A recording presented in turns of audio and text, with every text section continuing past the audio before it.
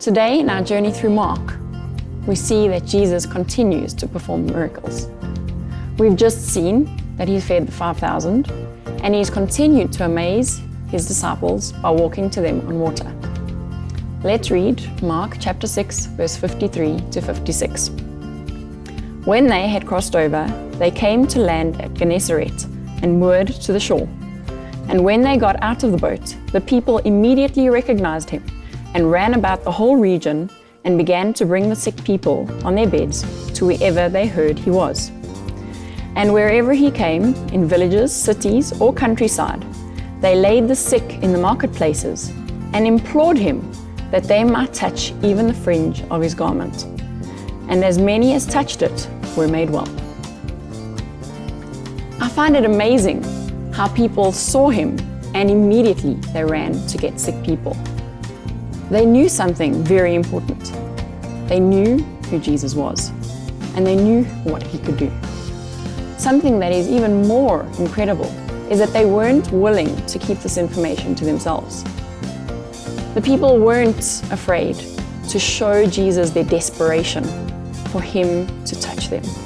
They begged him, please, for him only to touch the fringe of his garment.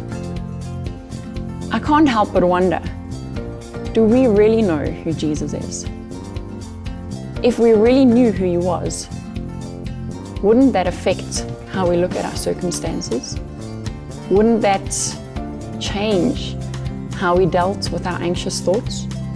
You see, Jesus is our certainty and security. When we have faith in who he is, it will automatically go to those around us. We will bring them to him knowing who he is and what he can do.